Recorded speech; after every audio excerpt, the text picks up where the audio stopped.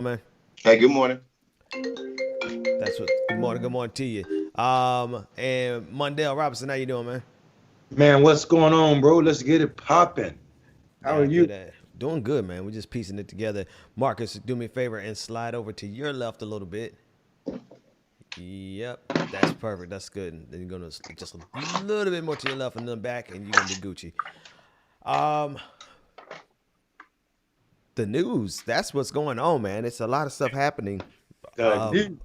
Yeah, like in other news, what are y'all following? Like, I mean, there's a lot on the radar with the president, obviously, with the recount, with Lindsey Graham trying to get involved in the recount in Georgia. All the shenanigans that they're pulling on a regular basis. I'm wondering what you guys are looking at. Well, Man, I'm watching the fact that Donald Trump just fired his highest ranking election official at the Department of Homeland Security because he wouldn't lie and say that there was election fraud. Right. If that ain't an autocratic, Go ahead, Mondale. Say that again. If sorry that's about not that. it's all good, brother. I said if that ain't autocratic in its nature, I don't know what is. You know what I mean? right, right. Well, I mean, where you got a president firing people who won't say the lie that he need them to say. Sorry about that, y'all. Got to plug this computer up. I apologize. No problem. Hey, Um, man. yeah. So like when you got a president that's like blatantly firing people who went to Congress and Congress asked questions and he wouldn't lie to them, then we see what's going on. We also see Donald Trump falling apart all around him. There is Lindsey Graham's and those idiots who are willing to, and the people in Michigan who are willing to throw democracy under the bus for Donald Trump. And Donald Trump don't care about anybody. I mean, the guy who called Ted Cruz's wife ugly, now Ted Cruz is like a blind squirrel. Bruh, how you call a man's wife ugly and got this like what's left to talk about after that, man? Like honestly, just on GP on just my existence, man. I'm not. You got to see me, bro. You cannot call my wife ugly and then I'm turning around and being your number one supporter. Right, right. And That's very weak male. That's a very weak person to allow your spouse to get smacked to get talked about like that. Right, and then you go and kiss their ass. it's beyond weak, bro. It's that makes, check this out. That makes Lindsey Graham, the stuff that he said about Lindsey Graham when he was running in that primary, and the stuff that Lindsey Graham said about him. Right. I'm trying to show people like that makes Lindsey Graham and Ted Cruz more dangerous than Donald Trump. Yeah. Because they know what politics are. They play politics their entire life, and they know how important democracy and the transition of government is, and how people can die, right? Right. How people will die if the transition isn't handled properly. Yet and still, they still go behind what's going on and call Americans' election a fraud, even though they know there's no fraud in this election. This election cycle, this was by far the safest election in American history. Right. And yet and still, they still want to pretend that Donald Trump means more than democracy. It shows you how much white people love white people. I'm talking about the mentality again. But I mean, it's par for the course if you think about it. I mean, these guys represent the same party that used to be the Democratic Party, right? The conservative Democratic Party, until they let black people sit with them, and they was like, oh no, we're gonna do this skirt and go become Republican, right? It was Strom Thurmond, it was Ronald Reagan that were Democrats back in the day. And as soon as they let, they ain't let. As soon as Fannie Lou Hamer demanded to be seated, her black contingent, they was like, this ain't our party no more, and they left immediately. Right. That second. That was Chicago, right, Mondale? Mm-hmm. That was the convention in Chicago. It really was. That was an interesting convention for Democrats, man. That was an interesting convention.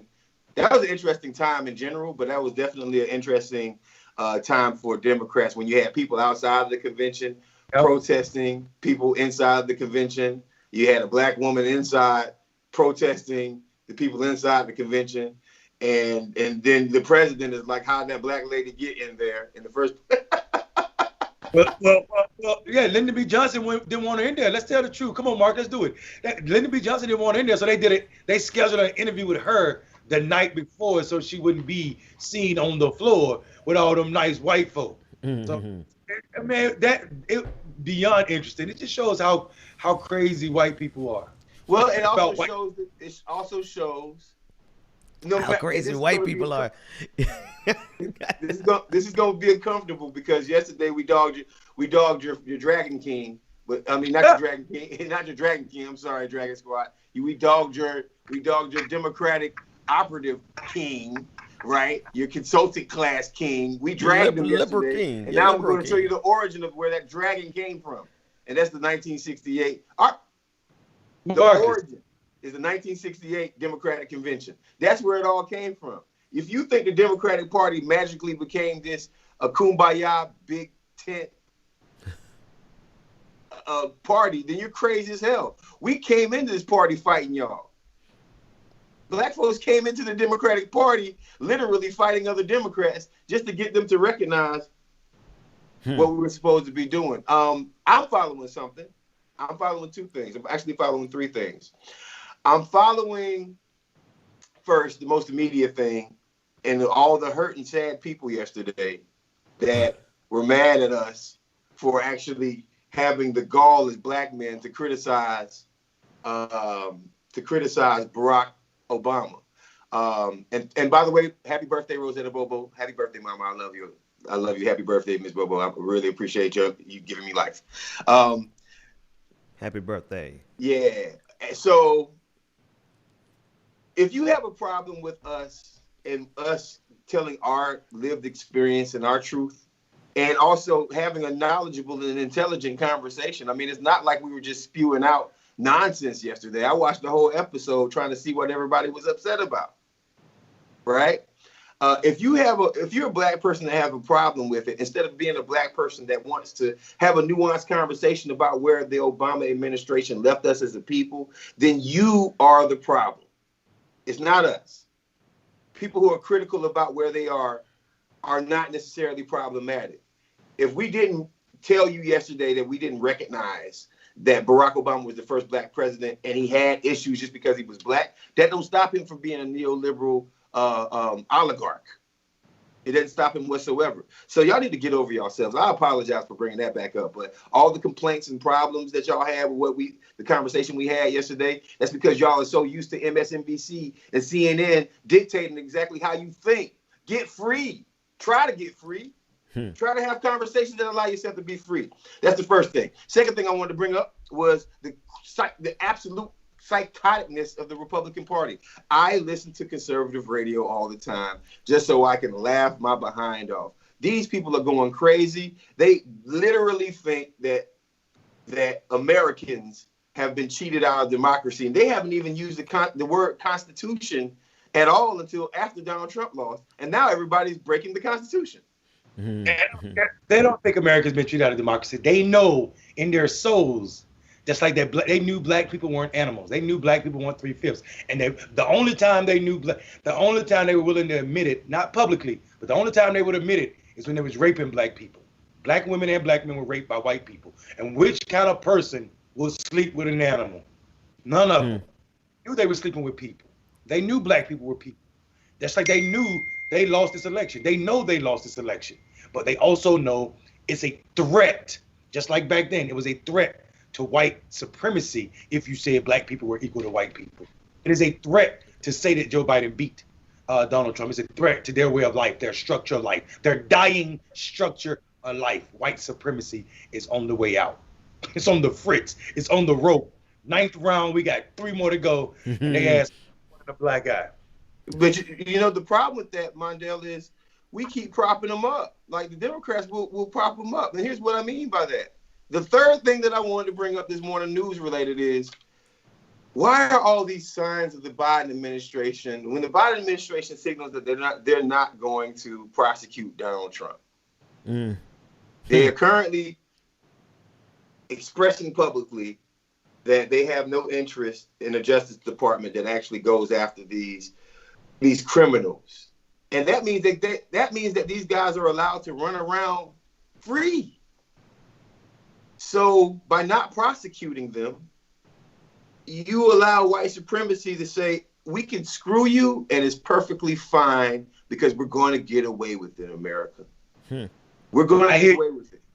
I hear you, Marcus, on that. I hear you on the fact that Donald Trump, because I said a long time ago, Donald Trump administration should be the first administration where everybody leave the White House and get on the paddy wagon. I'm with that. I agree. But I think there's bigger fish to fry, like trying to figure out this pandemic. We got two vaccines that are coming online from Pfizer and what's the other one? Moderna, and one of them is 94.5% effective, and then another one is 90-some%. Sorry about that, y'all. So what I'm worried about is how do we get these vaccines out to people quick enough so people are not dying? We see spikes higher than any time during the summer right now. 1,700 people died yesterday. So I know they need to deal with that. And then also 1,700 people. Yeah, yesterday, bro. Yesterday, bro. That's crazy. That's the most in 6 months, man. Wow. And then you have, and Michigan governor is getting it from all ways. She's being sued now by the restaurant industry because she closed back down restaurants. And they say, oh, she's trying to end the restaurant business. I'm like, that makes no sense at all. Who would try to end the restaurant business as governor of a state? She's trying to save lives and people don't even see it. So I mean, Biden got to deal with that for sure. But then he also has to deal with the fact that Negro made some promises about the first 100 days, and I need to see him. I need to see him. He already started out right. I'm going to be 100. I can't even say nothing about his first appointments. That is more diverse than any first group of appointments that I've ever seen coming out of a president-elect. So already he's looking good with the number of women at high positions, black people, people of color at high positions. He just need to keep going the way he's going. Shout out to Cedric going to the White House. Yeah, I saw that. I said, okay, man, make your move, bro. White House. It'll be something. I mean, all right, I mean, for real, shout out to Cedric. Cedric better get right on Black Lives Matter. What's wrong with Cedric on Black Lives Matter? I'm just saying, man, these guys better make sure that they are really talking to the president when it comes down to our issues. And I think he has done it. I think he has done it. I'm just saying, like, don't hold up now, because I'm gonna tell you, classically, when black folks get to that White House and they got that job, woo, it'd be quick. Man, you know, man, come on. Cedric gonna have a damn cookout out there. What you talking about? Like, that's D Cedric. I'm talking about D Cedric Richmond. And I ain't no, I don't cap for party Negroes, but this ain't no shuck and jive type of Negro. I didn't say he was, but I am gonna say that folks get quiet when they get to the White House. I hear what you're saying. I've seen it. I mean, like, if we gonna keep it real about Barack, let's keep it real about, like, a lot of other people in the past, man. I think it's gonna be. I mean, honestly, I think Simone Sanders should be the what's the name of the position? Chief of Staff? Not Chief of Staff. Secretary. Yeah, press secretary. Yeah, I might disagree with her policy. I think she should get whatever she wants. Yeah. You know what I'm saying? I don't know if she wants it, but I know the way she was capping for Biden early on. She deserves. She deserves a lot. That's what I'm saying. Like I mean, I'm talking about putting your black credibility on the line many a times with Joe Biden, right? So it still might be on the line though. We got to see how this man performs. So they ain't out the woods yet. Appreciate all the work that they done. They did good. Good job as a fellow black person. Glad that you had some measure of success, and really not even just a measure. Like, y'all did the damn thing. Y'all won the White House. That's not a small thing by any measure. But y'all got to show up now. Y'all got to show up for the people who put you there. So not that their blackness per se is on the line, but we got a side eye to them. I need to see what they're going to do. Yeah, no, agreed. I mean, the issue is this right here, though. When you decide that you're not going to prosecute Trump, and I know there's bigger things. I think I agree with Mondale. There are much bigger things immediately to worry about, like saving this country and making sure that the rise in COVID cases don't go crazy, right? Yeah. I mean, like this. There's a spike in Gwinnett County schools right now. There's a spike in Cobb County schools right now. There's a spike in every single Atlanta metropolitan area schools right now. There's a spike in Dade County schools in Florida. There's a spike in Duval County schools in Florida. And I'm not talking about the counties themselves. I'm talking about your children's schools. Your right? Children's schools. Yeah, your kids' schools. All of them have a COVID spike right now. So yes, it is more important things, but the signals mean a lot, man. This country, sometimes it's cool to have a public punishment, right? How come there can't be a public a public rock throwing or a public shaming of a Trump administration and everything that they have done to America? How come that can't happen for us? And how come not only are you signaling that, you're also signaling, let's bring as many Republicans we possibly can into the White House? They ain't signaling that. Ain't no Republicans in that first class, Marcus.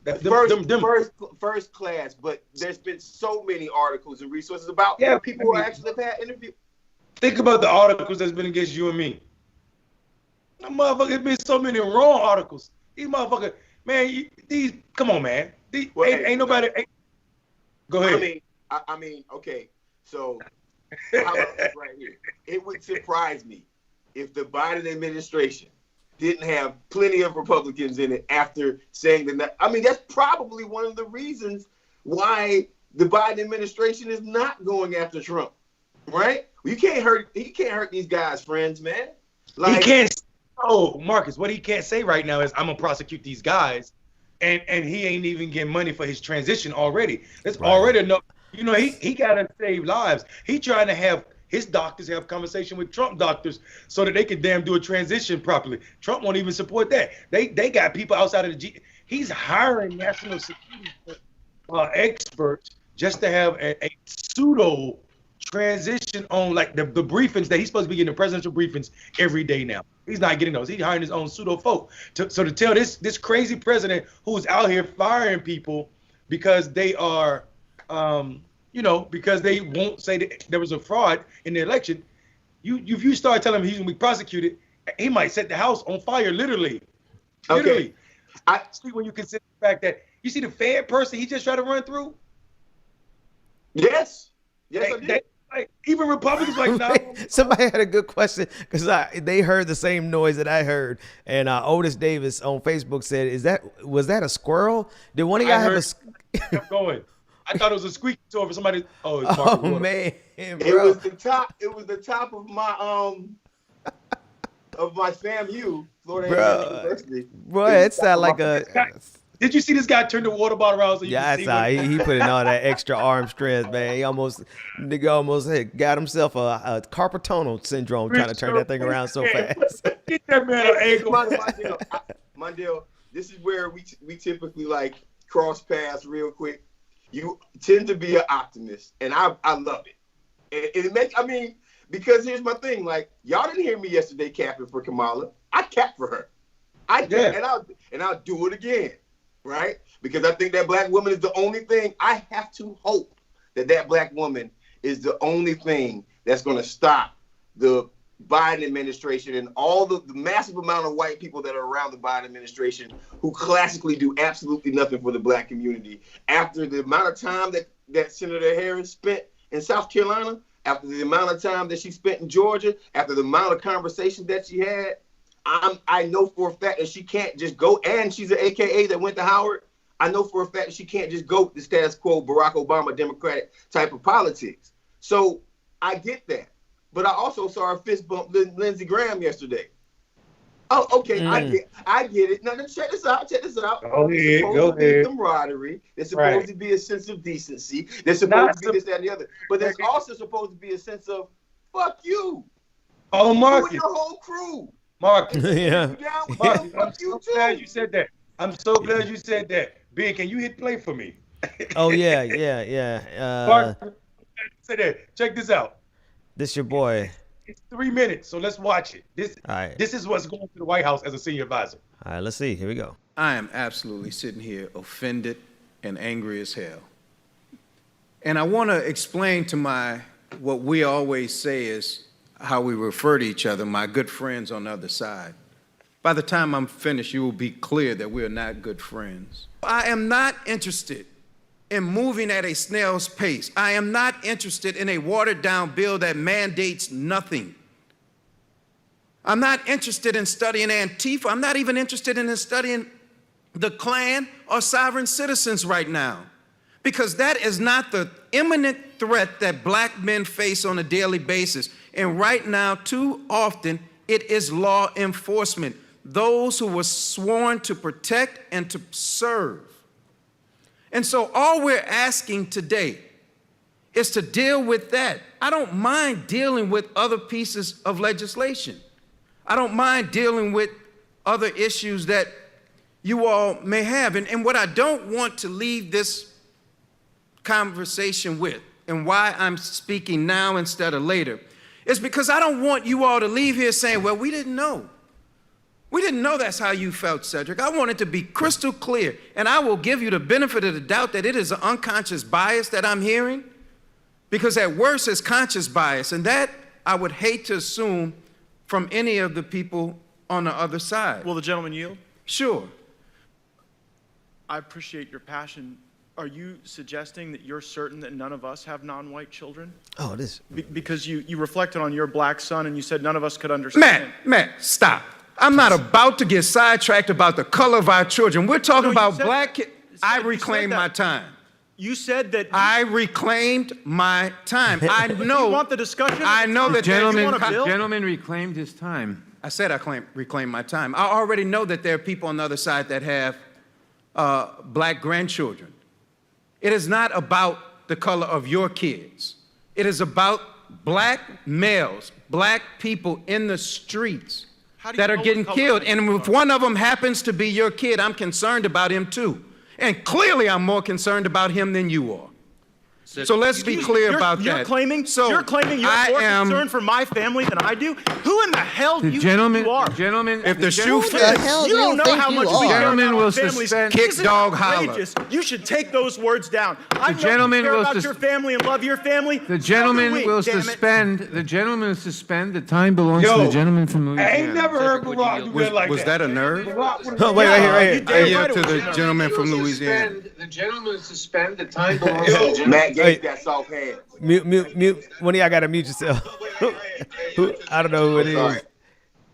Sorry. There we go. Okay, there we go. All right, cool. Matt Gaetz got soft hands. Hey, I believe you do too. I'm saying, listen. He was a state representative in Florida, and I literally led protests against him multiple times in my career before I even did anything outside of the state of Florida. Right? Like Matt Gaetz got soft hands. And when I say that, I mean, like, I shake his hands and it feels like shaking a baby's bottom. Like his hands are super soft.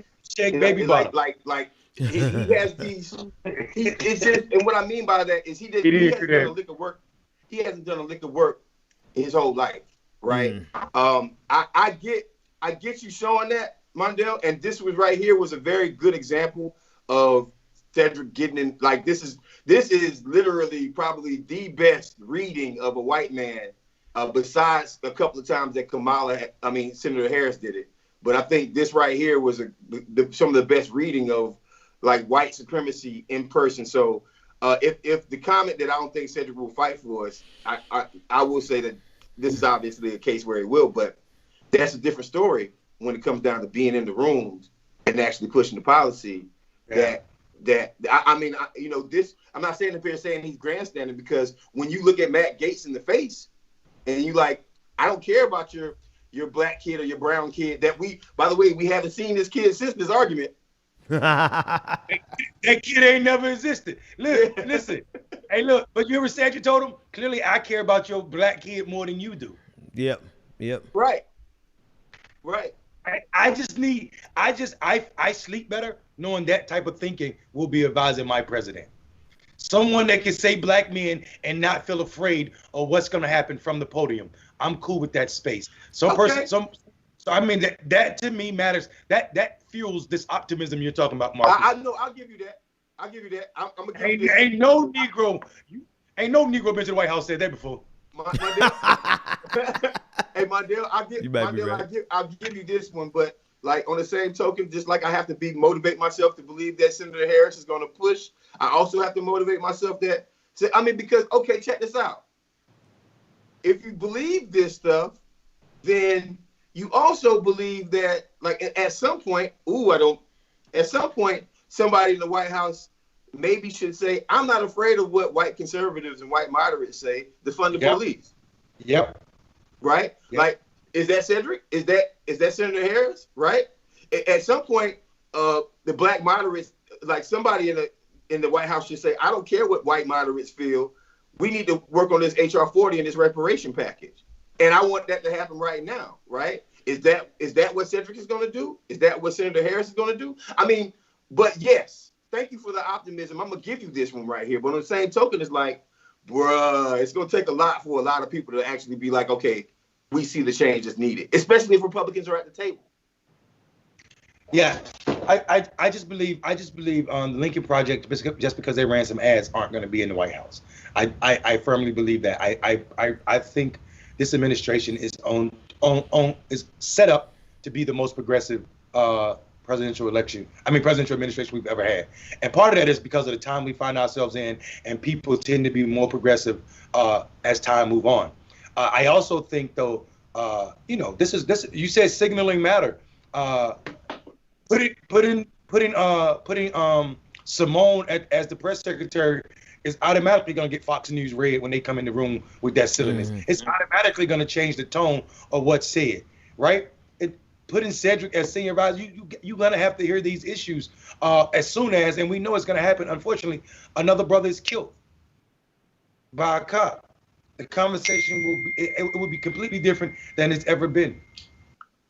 This is fascinating. Wondering what somebody from our community will do in that seat, that high up in a senior position, as a result of the fact that we still got so many unresolved issues in this country.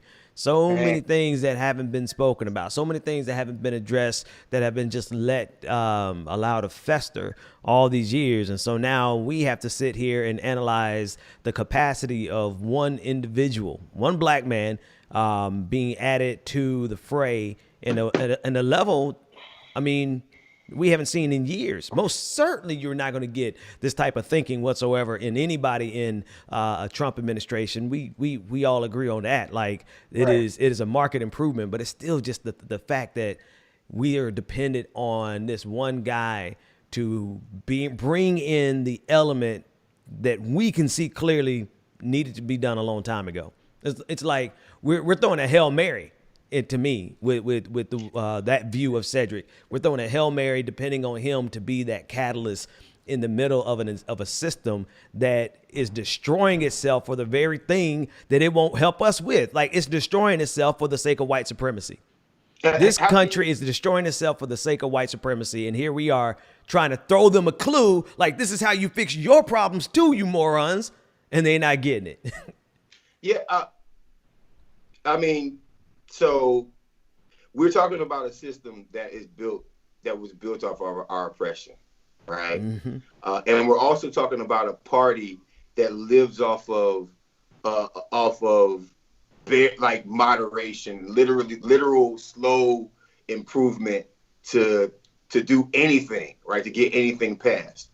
My fundamental issue is the black community just doesn't have time for that.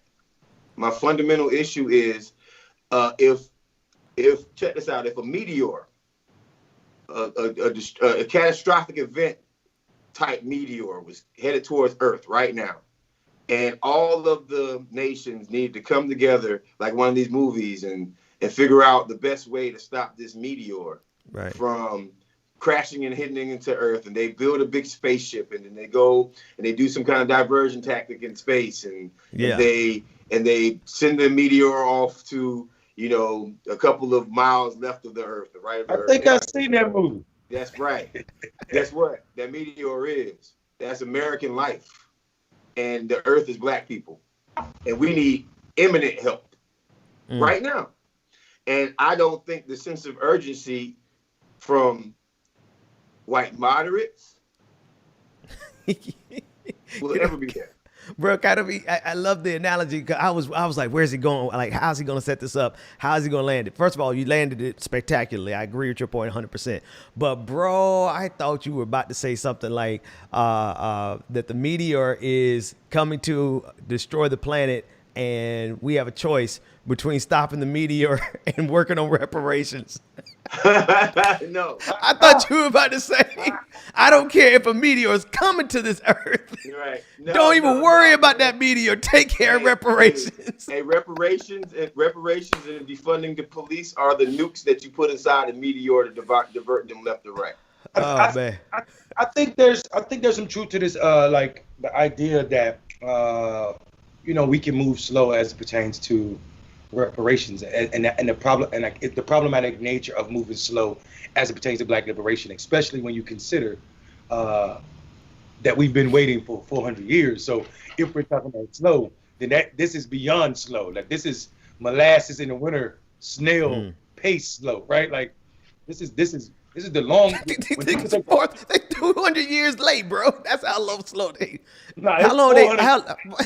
400 years late because you should have made us slaves, right? You should have been enslaved. So this ain't even slow. It ain't moving. We talk about giving your great grandchildren what you were supposed to owe them. Like talk about delayed gratification slow. Go ahead, man. I'm sorry. So yeah, that's all good. So what I'm saying is I also want to acknowledge that reparations are omnibus is our goal. But if we are getting police reform immediately, if we are freeing Black bodies from prison immediately, if we are ending cash bail immediately, if we are ending, so many of the systematic oppression that Black folk deal with up front immediately, I think we have to acknowledge that that's the heating up of the molasses in some cases. Like that is definitely moving the molasses a lot further. If we consider that the last Democratic president didn't even say anything about reparations on American soil. He was in Kenya when he said the only thing he didn't even apologize for American slavery. He actually talked about slavery the only time in a official capacity was in Kenya one time when he made a comment, and it was a short comment, and he still stopped short of apologizing for America's slavery. But the Kenya president said something about it. So anyway, I think that moderation must be addressed. Or acknowledged. Mondale, how many steps you got on your? How many steps you got in yesterday? How many steps? Yeah. I don't know, a lot. Let me see. I think we need to start doing a challenge. I think we need to start challenging each other. All right. You know what I'm talking about? All right. But see, all you're gonna do is go out and mess with some all you're gonna do is go out with your canvases one day and try to destroy everybody. So I'm just gonna start. Hey, Mark, like, how you get $37,000? I mean, 37,000 steps. Easy. Hey, what is that? What animal is that after the squirrel? I got Andy Lindquist's comment on the screen. My eyes I can't see that small. It's where is it? It's on the screen. Andy Lindquist. It's got like it just dropped, but it was like half a dozen squirrels and then something. What are those? Rats? Yeah, there's some mice. Mice? Yeah, they ain't rats. Rats bigger than squirrels. Mice. Go to DC, you want to see a rat. Bro, go to Boston, man. Boston or New York. Scared me, man. I was like, this is not real. Bro, they got rats the size of cats in Boston, man. Yeah, they double Dutch. So I kind of want to touch on what you just said, Mondale, not to kind of keep this part of the conversation going, because we know moderation and something happening is better than anything. But capitalism is undefeated in America. And this is what I mean by that. There's so many Democrats that have investments or receive money from the prison industry. Still, a lot of them still have money coming in from the prison industry. Mm-hmm. How we can be a unified front in fighting Republicans and saying Republicans are bad, but we can't be a unified. They can't. There are Democrats that can't even be a unified front on letting Black men out of jail. They can't be, right? Because that goes against their bottom line, right? And like, if a bill were to come up saying that no prison in America should be privately traded, right? Then who would support that, right? I mean, capitalism is so deep in us actually trying to get policy change for all Americans that while Sedgwick Richmond has the space to come in and fight for Black America, Sedgwick Richmond ain't gonna do a doggone thing for the Green New Deal because of the money that he gets. Mm-hmm. Yep. That was gonna be my next question, Mark. I'm not trying to trash Cedric. It's just that it is what it is. It is what it is, right? So I mean, there are and this also lies to it. I'm gonna blame progressives for a lot of this stuff. a lot of progressives go purity on folks about like where their donations come from and where their donations go. But if so many progressives don't support Southern Black elected officials, right? That they find their loyalty somewhere else, right? If a Cedric Richmond had Bernie Sanders small dollars, right? But what comes first? The egg. Bernie Sanders ain't really have small dollars. Bernie Sanders didn't really have small dollars. I don't know about that. Bro, he had $30 million raised from 90% small dollar contributions in 2016. Nope.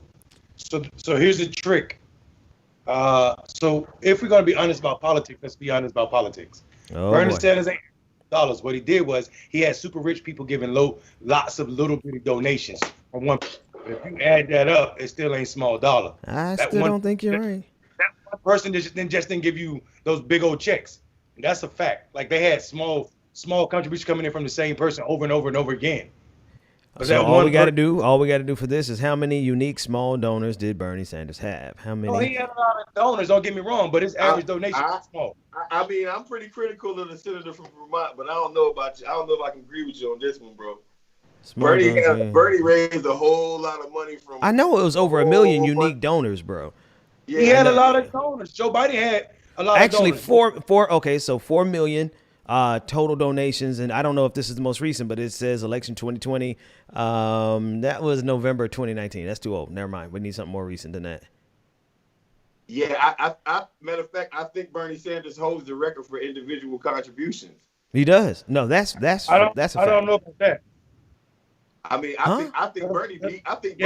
Joe Biden at the end of Joe Biden at the end of the election cycle this year broke all types of records when he raised that 143 million in like 2 months or something. Right, from those billionaires, right? But we're talking about individual donors, about the primary. Small donors.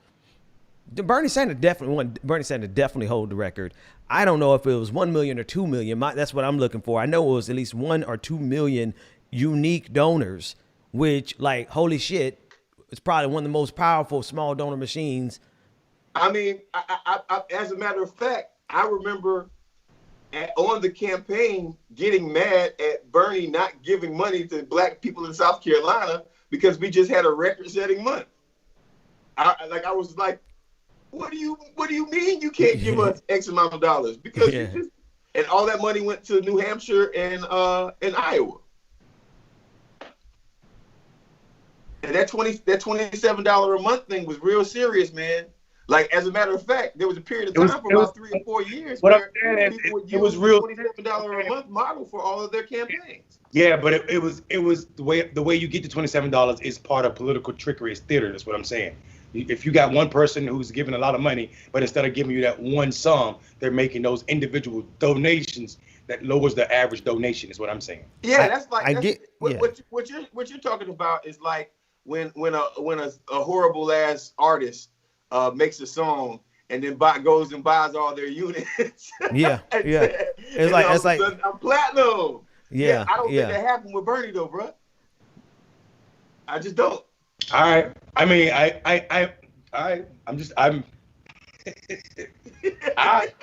No, I'm 100% certain. But see,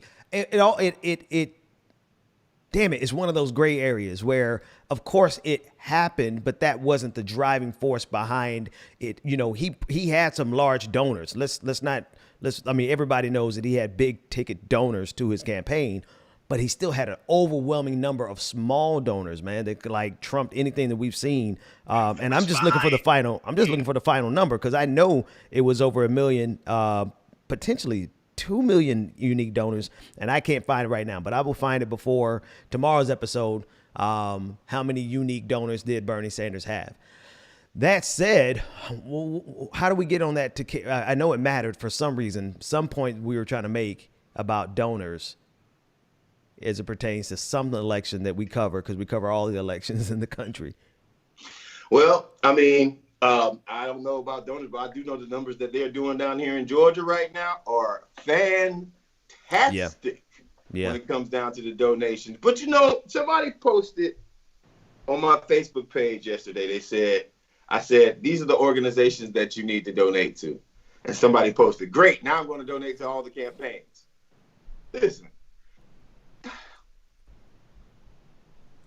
trolls, when y'all troll somebody, I'm going to call out trolls for a second. When you troll somebody, that other person has to care about what you're doing, right? in order for trolling to work, the other person has to care.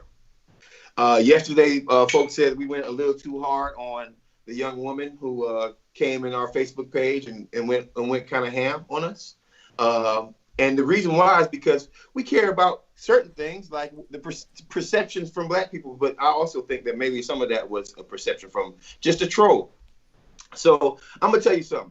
We don't care about trolls in this show. I almost have to make this point every single episode. We welcome them. We like trolls because you haven't. First off, a neoliberal can't argue anything. I'll repeat that. Neoliberals have nothing to stand on, right? So if you're a neoliberal, you're going to argue with me about how doing nothing is better than doing something. Okay, that's a neoliberal point of view. Now, if you're a conservative, you can come to the show.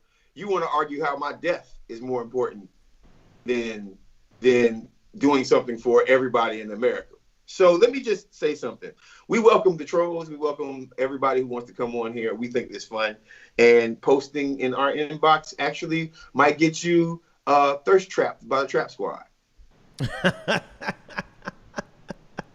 Well, there it is. There it is. Yeah, we don't give a damn about trolls, man. Let's pause and do the station identification. Fellas, tell them where they can find you.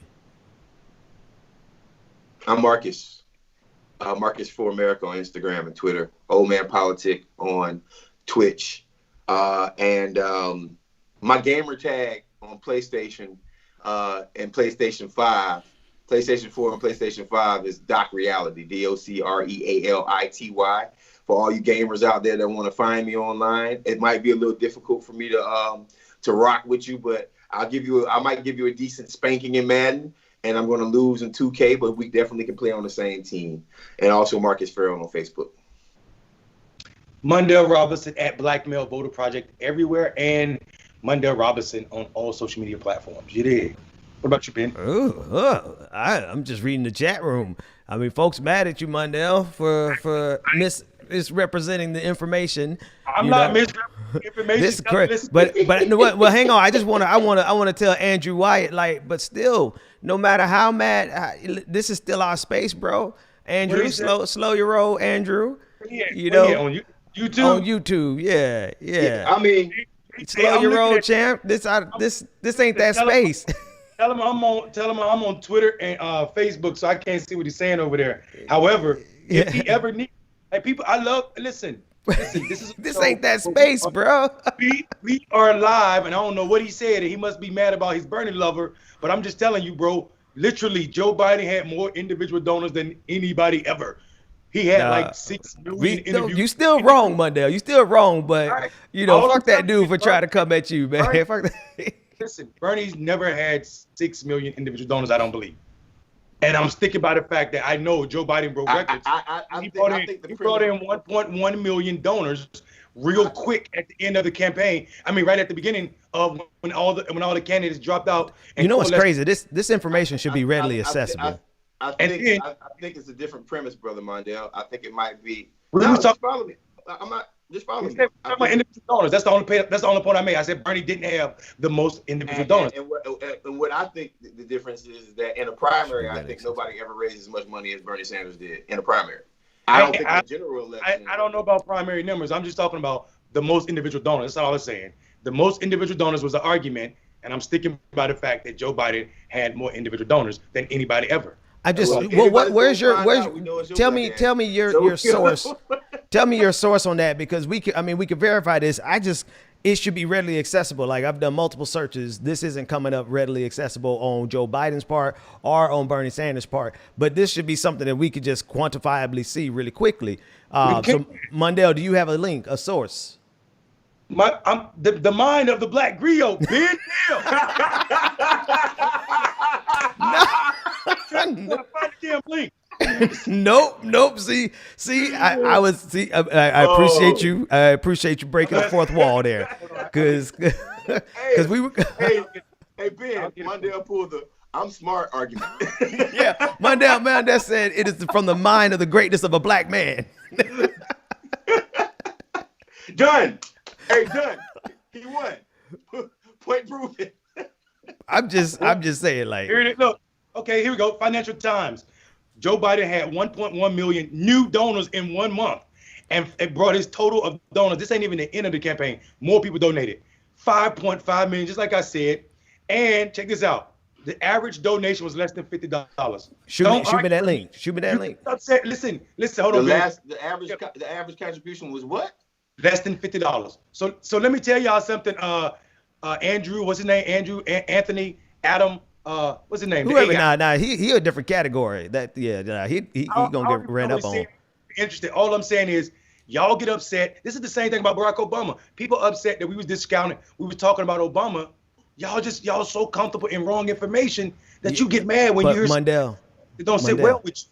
Mondale, but here's the thing, bro, you've partially given the citation for one side of the argument. Now for us to verify the truth. I said Joe Biden had more donors, individual donors. Are you telling me? You just said Bernie had 2 million donors. I said I left the caveat saying that I need to find the source, right? So now we still haven't gotten the source on our side. Like, we're just doing some basic research here, man. And well, send me the link that you had, because I need to make sure I read it in proper context. Hey, we fact checking in real time, folks. It's already. Hey, I'm cool with that. It's already in your message box, bro. Hey, all right. guys. Y'all do realize we arguing over two old white man's chips, right? I don't think we argue. We're just putting it in perspective about money and politics. I don't think we arguing though.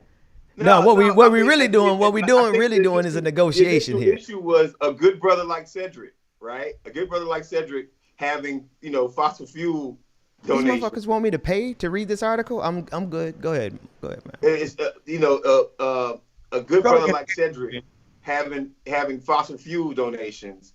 And you know what is another thing? When you are a fan of a person or a candidate, one thing you don't like to do is actually see where the money come from, right? Hold on. Let me go ahead, real quick. Yeah.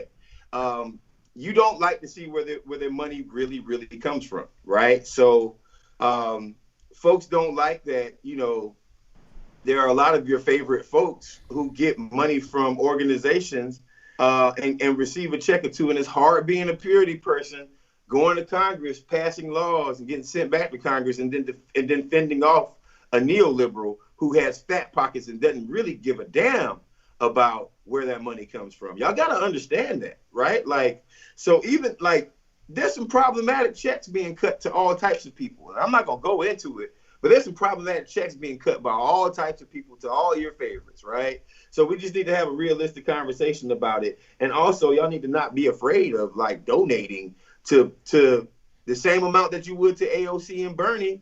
Donate the same amount to your state representative, right? And get that person elected, and we can create a progressive bench. That's all I'm saying. So I agree with everything you said. I just got to lament that these people gonna make me actually have to do some basic algebra to figure out because nobody wants you to just tell me he had X number of unique donors. Show me that link. I gave you the number. Listen, so Joe Biden in October had around 5.5 million individual donors. We know he got more donations between then and the election. All right, I'm gonna watch where you do the Swift voting. Go ahead. What happened? I got on my radar, man. My radar is going to pick up on anything you Swift vote here. Let me see if I can find the final. Let me see if I can find the final number. I'm just saying. Because what I felt like he was getting ready to do was going to compare Joe Biden's average total donations to Bernie Sanders' unique. That's what I just felt, but he didn't do it. So I'm all ears. I gave you a number that says 5.5 million individual donors by October the 15th. We still know he had record numbers. Individual donors or individual donations? Listen, individual donations are individual donors. Yeah, but you could be that doesn't mean you're a unique donation, right? Well, we're talking about unique donors, rather. We're talking about individuals. How many did he have? Because you're giving me the same. You're doubling up on that. You see what I'm saying? Well, that's what Bernie tells. I have this many. Right, but you're doing the same thing for Joe Biden that you accused Joe. All right, just give me the numbers. We're going to look at the numbers, all fair and even, and whatever it is, it is. No. I'm saying when they say individual donations, that's what they say. That ain't my measurement. Yeah, but that's individual donations, not unique donors. So you're trying to figure out how many unique donors Bernie had? Right, because that's what, to me, that's the only thing that really matters in an apples to apples comparison. Okay, that's a whole different. I was finding how many donations Bernie had individual, because that's how he based his $27 off of. Right. But if we a more accurate, a pure analysis of it would be which camp had the most unique donors. Right. That way you get rid of all the people who donate multiple times. You get rid of that game. You get rid of all the people who made one big donation versus one. Unique donors, I think, is a real representation of who had a stronger movement. That's my best estimate. What do you think? I like that, because it cuts down on that, that lie that Bernie keeps telling. And the lie that you keep sneaking in there on behalf of Joe Biden. I'm talking about the average, the $27 average, which I say that the argument began because I said Bernie didn't have. Marcus was talking about Cedric and the money he takes, and I was saying Bernie didn't have small. That means I said Bernie didn't have an average of $27. That's where the argument began. Right. Well, so I mean, even if the $27 is a bit of a rhetorical propaganda tool, it's still not far from the truth in terms of the sentiment. The sentiment is he had a bigger grassroots movement. I want to interject here. First off, America, I love you, because I don't want to continue this argument between which white man has the most money. It ain't even. Oh, get the hell out of here, man. I care about you. These two want to get you all mirrored down in which white man has the most money. Oh, but what Lord. Marcus Earl wants to do is talk about the issues that affect you, Trap Squad. So just know that when you watch this show, you support Mondale. Marcus I got you, Earl, Mondale. right? The Hat Squad. I got you, Hat Mondale. Monks. Listen, y'all can listen to this. Y'all can listen to this dude if y'all want to. The real conversation that's happening has nothing to do with two white men. Even though if we wanted to argue in the context of two white men who happen to have power in this country, and we trying to find out how to get the power and maintain power for ourselves, it would be okay if we're comparing strategies of two different campaigns. But what we're really doing here is a negotiation of who's really going to act in good faith. See, me and Mondale, we were really having a conversation about at which point are we going to break down and give in to the fact that we want our confirmation bias, right? We wanted to see like which one of us was going to be presented with a new piece of information and change our mind live on air to demonstrate the best practices that we should have in our everyday life. And you talking about two white men. We had a real time, we had a live dialectic happening in real time. I do want to interject and say one thing that I know for a fact. I've seen Bernie turn down face to face, like in real life. I've seen him turn down millions of dollars in donations to people's faces. I don't want this check. Right. I've seen that happen myself, right? Like, and I don't know, and I'm talking about millions of dollars that were accepted by other Democrats, right? And hundreds of thousands of dollars that were accepted by other Democrats. I've seen some of the most wealthy people in Los Angeles and Boston and LA. I've been in places where, people would come up to our campaign, come up to me and be like, I want to throw Bernie Sanders a fundraiser tonight. And I can raise him $50,000. I can raise him $100,000. And Bernie would just look at me and be like, no, Marcus, we're not doing that. Right. So, I mean, I will give him, as much as I criticize him, that all that shit he be talking about, like the millionaires and the billionaires, he really feels like that. Yeah, I agree. Which is why he had the most unique small donors. Except for when you read articles about people that one person that gave $3 850 times a month. So I hear you. But that'll go a long way to lowering the average. But this is why I think, and then here's the other thing that we're getting at, right? We're getting to the real question, the fundamental question of what is truth. Can truth actually be ascertained? Can we actually get to the root of the matter? And I think this is a really easy example. If they just put out some common data that is easily accessible so we could look in a glance and see who had the most unique donors, that would end the entire conversation. But they don't want to make that kind of information readily accessible. They got to make you dig, because if you had that baseline, all of these media companies wouldn't write these 12 dozen articles about their opinion. They would just say, well, here's the fact.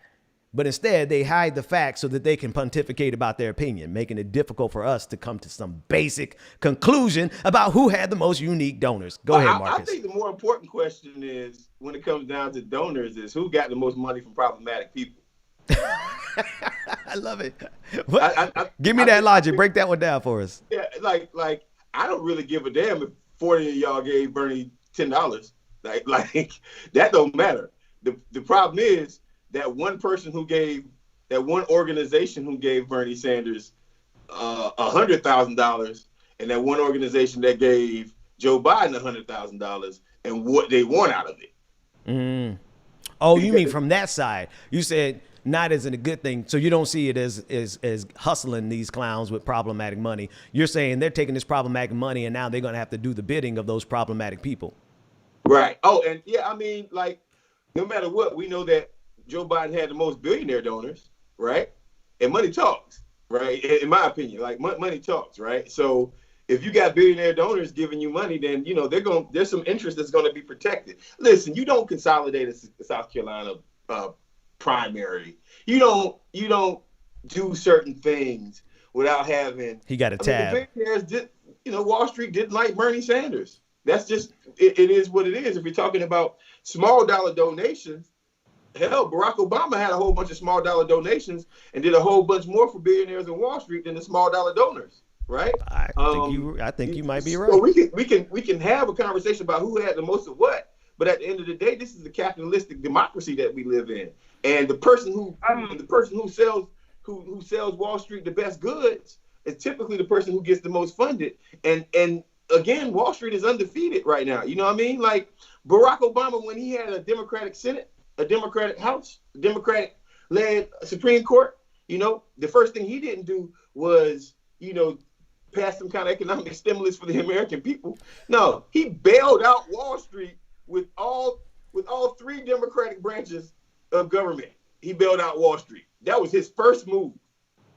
And y'all wonder why we drug Barack yesterday.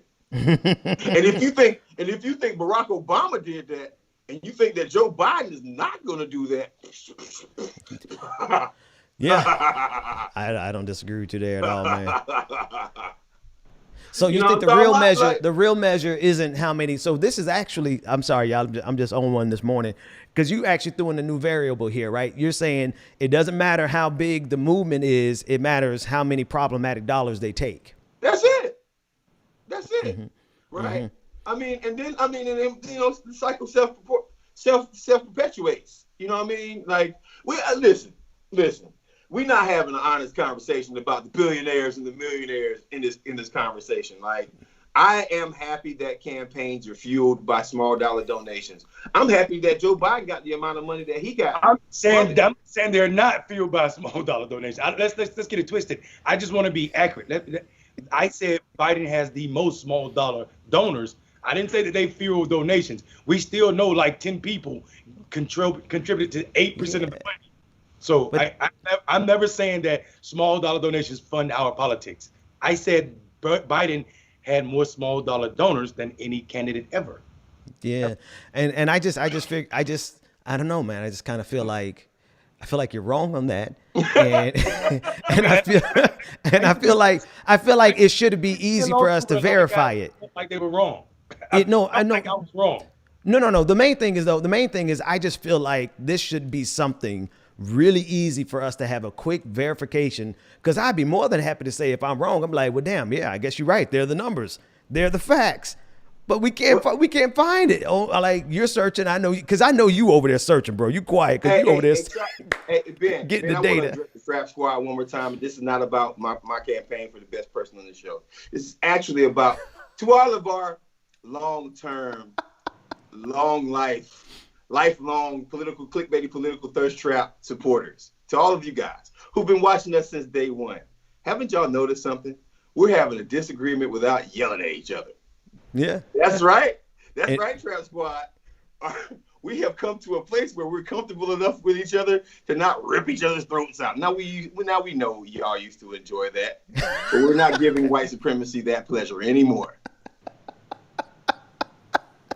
I actually enjoyed it myself, but at the same time, at the same time, like I feel it. I feel the positive vibes. You know, I'm all about the positive energy and whatnot. I just listen. I know people are in the chat room and they're like, the conversation is like, guys, come away from the conversation. But it really is some fundamental truths that we're trying to figure out here, and it's got nothing to do. It honestly has nothing to do with Joe Biden and Bernie Sanders. Let's just be real. Like, we can have this conversation about a million different things. It's about the fact that can we get the data, put the data on the table, make a comparison, and decide who's wrong and who's right, and keep moving forward.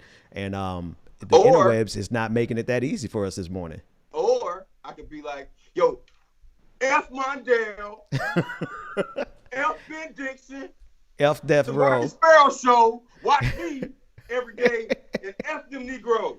That's what I'm talking about. Y'all Otis Davis, I put up his comment. He said, facts, Marcus, but I put it up at the wrong time. He said that about 10 minutes ago. He ain't say that about you taking over no show. Be sure. Bernard said, Ben going too deep on this one, though. It's just a fundamental thing, man. Like, I could leave it alone. I could leave it alone. I actually don't want you to leave it alone because it goes into this idea, because I love how progressives ride for Bernie and like all of the narratives that he said, even though they're fake. You know what I'm saying? So I see, that's fake is so relative, man. Fake is relative. Because my thing is what's fake, Brother Mondale? The way the progressives turned their back on Elizabeth Warren made me feel some type of way. So I'm doing this for Team Warren. No, we knew that. Now we peeped that at the beginning of the conversation that you were doing this for Warren. Yeah, wait, who did you say messed over? You disappointed in how they did Warren? You disappointed in who? Bernie supporters. How they turn their back on her. How the hell we turn our backs on her? She turned our backs on us. We over there. Huh? Over there. Nah, man, she been turning her back on us since 2015, baby. We tried our best. No. Well, yeah, no, she did it first by not running, but then two, not having the backbone. Listen, all right, here's a question. Here's the thing to think about, because it answers a whole lot of questions about this current Democratic Party. The truth of the matter is, if Elizabeth Warren had run in 2015, 2016, she would have beat Hillary Clinton, and she most certainly would have beat Donald Trump. But she chose not to. Why did she choose not to? Because she felt like it was Hillary Clinton's turn. So that makes her. I don't know why. That ain't the reason I got from. And I was at the organization that launched that Run Warren thing, that Run Warren thing. I don't know, man. Like, people keep saying she didn't run because she felt like it was Hillary Clinton's turn. I don't know that. I felt like we thought it was her turn to run, and she didn't. We thought it was Hillary's turn to run. We thought it was the progressive world thought it was Warren's turn to run, and she thought it was. If she thought it wasn't. If I may interject here, please do. I do think Warren turned on Bernie supporters before Bernie supporters turned on Warren. And here's Facts. why. Here's why. When before I endorsed Bernie Sanders, I was at a three-way split between Bernie, Warren, and Castro. Those were my three people, right? And all of my organizer friends support Warren, point blank. All of them, like the whole Black organizer universe went for Warren, right? Yeah. The whole Castro wasn't about to actually get over the hump, and we could see that at that time period. Bernie was still doing the progressive railing, and the thing that got me about Warren, and plus Bernie gained some momentum that I like to see. The thing that got me about Warren is, out of all the presidential candidates, the most progressive candidates that will rail against Wall Street and big corporate interests was Warren and Bernie Sanders. They were both doing that harder than anybody else. So naturally, if she drops out of the race and she steps away from the race, I'm thinking the only person that she would naturally endorse, because she's on the same side of the house as him, is Bernie Sanders, right? But she didn't go with her platform. She went with a place of political. She came at a political place over a platform, right? And I'm not knocking her for this, but that's what happened. It was more politics than issues when it came down to her endorsement. Endorsed before the primary's over? Yes. Say that again. Yes. I'm that's what happened in South Carolina. I need him to just repeat that question for me. I didn't hear the question. I said, when did Warren endorse? She didn't. That's the problem. She did. She didn't, and she should have. Because right. Oh, come on now. Yes, I believe that completely, because their platforms literally matched. Right? There was a very small difference between Bernie Sanders' platform and Elizabeth Warren platform when it came down to economic anxiety in America. Right? And in comparison to all the other options that were completely on the other side of the house. Facts. You know what I mean? Like, so yes, if she dropped out, normally when you drop out, you support. So not endorsing someone. So you said not endorsing a progressive is considered turning your back on. You know what it's like? I can answer. Let me answer that question. Hold on. Let me answer. I was going to answer your question. No, but let me answer. It's just like, it reminds me exactly of that dude who got famous on Twitter for doing Abolish ICE. He started Abolish ICE. And then when the opportunity came, he the first thing he did when he got a check in that space was to abandon Abolish ICE. It's like, wait a minute, you made your name and reputation based on this issue, on progressivism, Elizabeth Warren. Like, this is what we believe in you for, period, is the platform that you fight for.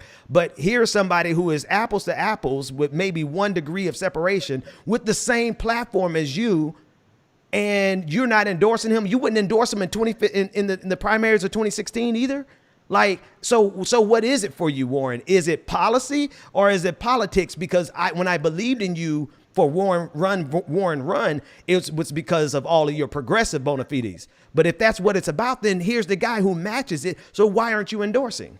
Yeah, see, that's the problem. I'm gonna tell you where y'all run into problems, because y'all kings and queens don't endorse black people all the time. Bernie Sanders has turned his back on several black progressives. I literally got stopped from using a texting technology this cycle, because Pramila Jayapal and Bernie Sanders endorsed a white woman, Beth Diaglo, whatever her name is, in Washington 10th over a black woman that every black elected statewide elected official had supported in Washington. Every black member of the state legislature endorsed Christine, and we were texting for her. But the company we were using spoke rewired, calling names. I told you this is a different cycle.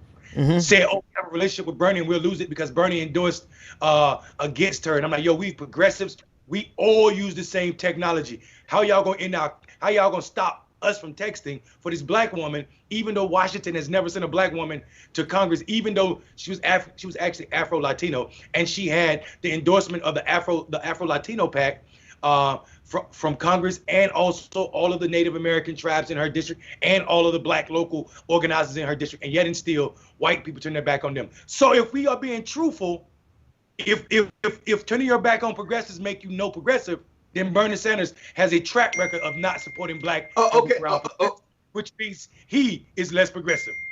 All right, so my response to that is Bernie personally screwed me over. Personally. More than anybody in America, Bernie screwed over the black man that you're looking at right now more than anybody in America. That still doesn't mean that Elizabeth Warren didn't have a progressive platform. Because let me tell you something, the moderate hatred of Bernie Sanders and progressive, the moderate hatred of them allowed them to consolidate their vote in South Carolina and their endorsement and go for Joe Biden, right? The progressives on our side of the house, let me finish my point. On our side of the house, the progressives that were pushing the same type of policies with each other, the progressives that were pushing these policies, we didn't consolidate. Elizabeth Warren didn't consolidate on the progressive side of the house. So yes, there is a feeling from Bernie supporters that if we're pushing somewhat sort of the same thing, the only difference is the racial lens that Elizabeth Warren was a little bit better than the racial lens that Bernie Sanders had, and she decided that she was not going to endorse anybody. Then where's the support? What's the point of you running as a progressive with the same type of energy? Like, if a non-endorsement in that situation is an endorsement for Joe Biden. So, a non-endorsement in that situation. Here's where I get twisted. Being in Marcus, but before I do, D-Mac, you don't know anything about me. Calling me a simp and calling Elizabeth Warren trash on me. I'm not desperately trying to be right. You are a fanboy. I literally been Elizabeth Warren since before 2015. You don't know nothing about relationships. So don't come at me like that. You don't know me. Don't be careful, homeboy. Just be careful. Can I just tell y'all, Mundell crazy for real. Mundell. Be careful, because you don't know me like that, and you don't go there, homeboy. That ain't even cute. But Marcus, what I'm saying though is, how come I ain't getting this heat from the other progressives in the race? How come I don't hear y'all? How come I don't hear Bernie supporters talking about Castro for not supporting him? Castro for not supporting who? Bernie. Because most Bernie supporters thought that Castro was a neoliberal. Right. So and most Bernie supporters are out of their mind because Castro is far to the left. Hold on, real quick. Not me personally. I agree with you. Not me personally. I think that Castro should have won. So I mean, Castro was the voice of black politics in this presidential election, and when he dropped out, the conversation went away. So I mean, if we're being honest, like this was him and Marianne Wilson was carrying the flag for black politics this election cycle. And people can say what they want to, but let's be honest. If we're talking about, we have to see what was going on, and you guys are giving one side of the argument. You're not talking about what Bernie bros, the white ones, were saying about Elizabeth Warren during the primary, while she was in the race while she was still running the race. It's all fair. I mean, we're not gonna cry tears over a hard fought battle, are we? We're not. We're not. But you can't tell other people what they're gonna do. Like, I know some people take primaries serious. Some right, people they should. Yeah. Primary. Some people are furious over the outcomes of primary, i.e., Bernie supporters who stormed out of a convention. Right. Now, the truth of the matter is, if they want to be serious, like this is what kills me about these so-called Bernie bros. Okay. Y'all don't have your skin ain't thick enough to be a progressive. Y'all, the truth of the matter is, you want acceptance from your neoliberal colleagues, white friends of the establishment. You don't know what it's like to be on the outside. I'm talking to white Bernie bros. Y'all don't know what it's like to be on the outside and be comfortable out here working. Y'all want to be accepted by the same party that you want to criticize regularly. You can't do what I do on a regular basis. Well, well, here, can I interject a little bit here, Mundell? Because their real goal, their end goal, is to be accepted by the inside. They get tired of being cut out of the inside circle baseball. They want to be at the tables. It's been a long time since we've had a robust disagreement on the show. Let me jump in there real quick, Mundell, and I'll throw it back to you. Because here's the thing. Let's say every Bernie bro trope was based on something for real. Let's say that there was a problem, right, with white Bernie. Let's just give you that. Take them completely out of the equation, and you still got Bernie bros like Marcus, like me, like so many diverse group of people, race, gender, non-gender conforming individuals who still rocked with the senator because of, despite all of the problematic baggage we knew he had, he still had the very best platform for what we needed to move forward. And so, yeah, there are some negative downsides to Bernie Sanders. And I think all of us who are reasonable say that. And we've always said that. But that still doesn't change the fact that at the end of the day, out of the entire crop, he had the very best platform for people who wanted to move into a future of a progressive future. Listen, and for me, I still go back to what I always go back to with Bernie Sanders. He's an old white man screaming at black people for 3 weeks before an election. But he's an old white man that spent 2 years trying to build a relationship, 4 years, trying to build a relationship with the Latino community. An old white man who spent a whole year in Iowa trying to build a relationship in Iowa. So yeah, but you know, none of these saltines really give a damn at the end of the day. None of them do. So I'm gonna go back to my point. I don't think I've never heard maybe you guys do say it. I haven't heard you guys say Elizabeth Warren wasn't a progressive. I've watched people say that sister was not a progressive because she wouldn't endorse Bernie. That's to me that's a sticky stroke when I saw AOC choose a white guy to be her counterpart over Sharice Davids, who is a Native American woman who is a progressive, and AOC followed Bernie's lead. So I'm just saying, if we're talking about consolidating progressive power, we also got to admit that progressive power should, part of being progressive is trying to shadow this idea that the only leaders are white men. Yeah. So, Marcus, I'm sorry. Go ahead, Mondale. That's it. Marcus, I'm gonna toss it to you, but I just want everybody to really understand what's happening here, right? This again has everything to do with the election, but then again, it has something to do with something far more important than just the election, right? It's kind of like we actually having like a dialectic in real time, right? We're pulling at the facts until we get to the truth. That said, in the context of everything that Mondale is saying, Marcus, what are your thoughts about that? I mean, I've already said where I disagree, but I want to see what you're thinking, man. All sides of this argument are true in different ways.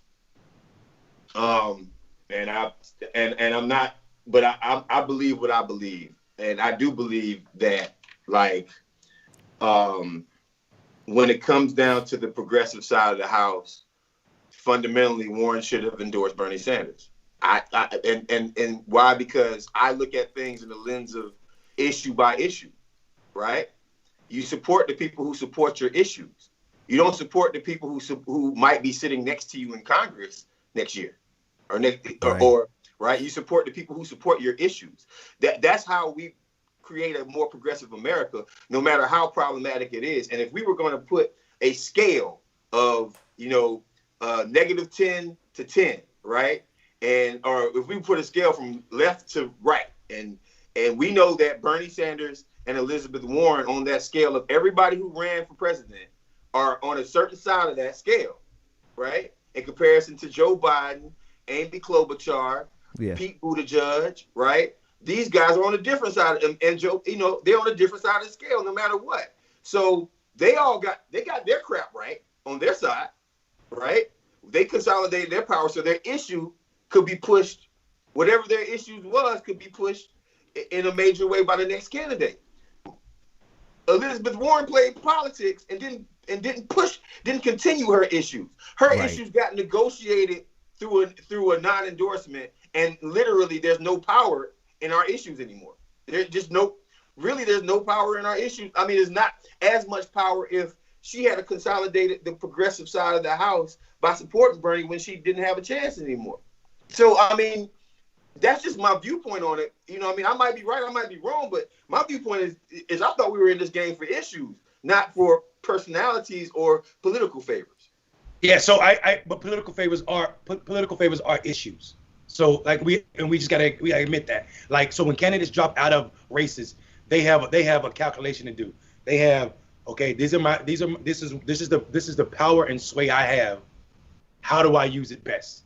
Right? So people were mad at John Edwards for not endorsing Bill Clinton's wife over Barack Obama. But he had already had people have individual conversations, say, this is the issues I need you to push when you get elected. If you tell me this, then I'll get behind you. Mm-hmm. So we don't know what those conversations were with both of those camps. We just don't know. We don't know what those conversations were, and we don't know what was told to Elizabeth Warren is going to get pushed. That she see as the most important issue to her and her district and the people that she represents. Well, I think we could. Okay, I'm sorry. Go ahead, man. Go ahead, because I'm talking a lot. No. I want to make sure you got your point out, right? But then, I just want to say that, like, when we forget that political favors is about issues when it's done properly, right? When candidates are negotiating for their issues, that is a real thing. We have Obamacare because of John Edwards' negotiation when he dropped out of the race, right? Right. This is not a Hillary Clinton, Barack Obama idea. If people are telling the truth about it, this is John Edwards wanting universal health care, and we settled for Obamacare. Okay, so to that end, then I got to ask a question, and I'm still fond of Elizabeth Warren, not to slam dunk on her. So I'm not trying to slam dunk on her, but she's losing in every category then, because she's not getting, what political favors is she getting? Like, she didn't get the VP spot. She didn't get, what policies of hers is she winning on in that negotiation that possibly happened? We haven't seen his administration yet. We don't know. Right? We got to remember she was the watchdog of Joe Biden's last term in the White House when he was vice president, and she gave them hell. People, I don't care what people say. People don't know what Elizabeth Warren did with the bankruptcy bill, like the whole reason she's there in the first place. So let's stop playing games about who this woman was. And the reason she's a senator is because Barack Obama couldn't handle her, the way she was criticizing him and smashing him when the rest of the Democratic Party was falling in line, and he was the president. She was giving him smoke. She was giving him smoke. So where was all that? The thing is, though, I think Mundell from beginning to end. I don't there's laws. Okay, so this is okay. I love it. And I'll pass it back to you, Marcus. But I love it because therein lies your optimism, right? And your optimism is rooted in whatever your optimism towards Elizabeth Warren is rooted in. Like, we can't knock you for that. That's you feel that energy. Same thing with Cedric, right? We tie all the way back to the conversation about Cedric, right? There's a level of optimism that you have. I think for me with Warren, all I can say is that fire that she had with Barack Obama was why I wanted her to run in 2015, right? With run, Warren, run. But it's her prerogative. She chose not to, but then she didn't endorse, right? And so to me, you go from being this fireball who gave Biden hell, who gave Barack Obama hell, who gave the entire country hell, and then it's like you're just kind of dropping the ball in terms of carrying on that legacy. Like, that's who we saw. That's who I believe she was to be. That's who I believe she was.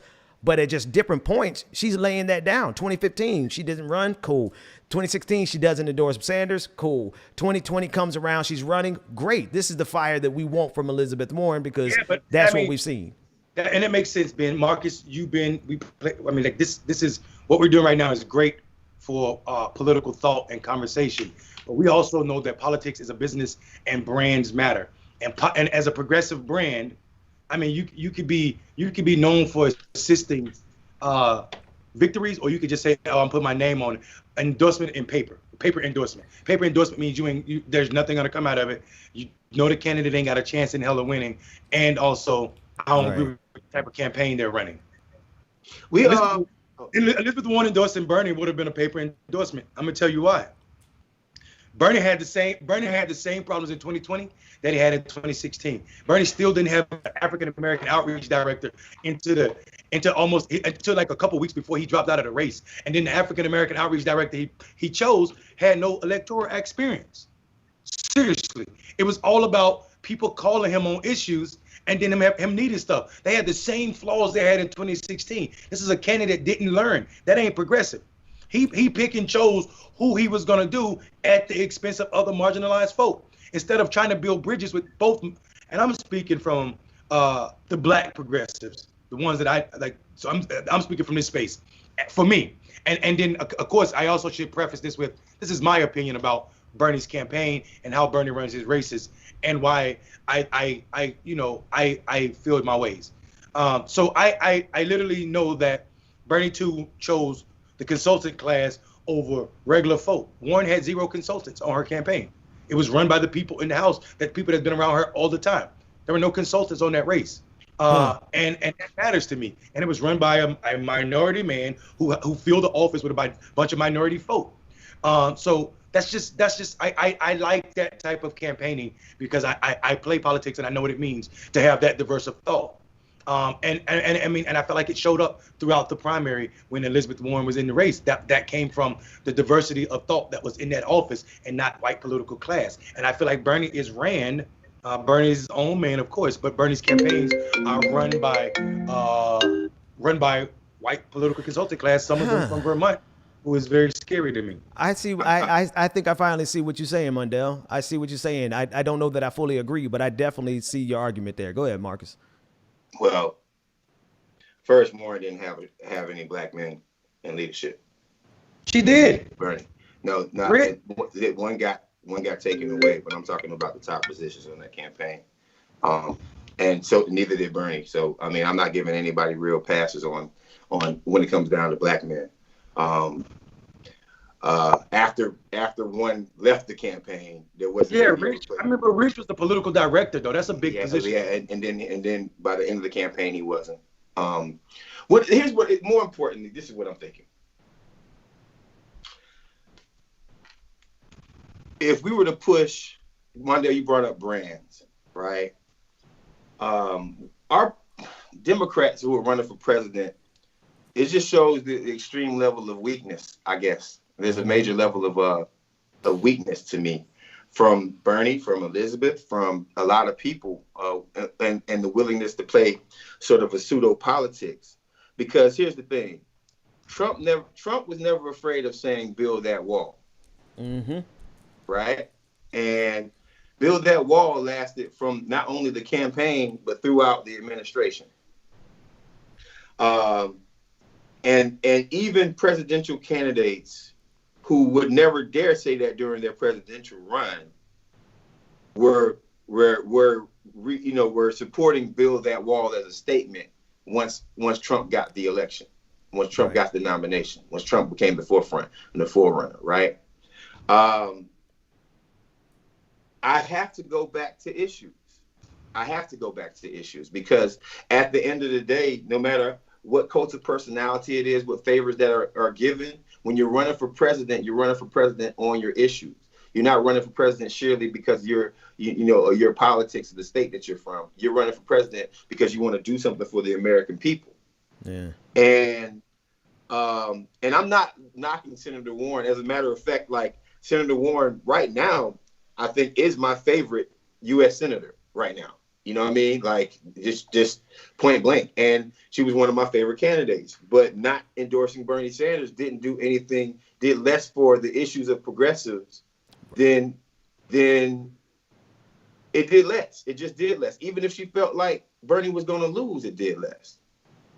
It did. It hurt the opportunity for a more galvanized front of Black organizers. This is where I get. Go ahead, Marcus. Go ahead, Marcus. I'm just not you. Go ahead. I was listening to what you were saying. Go ahead. Yeah.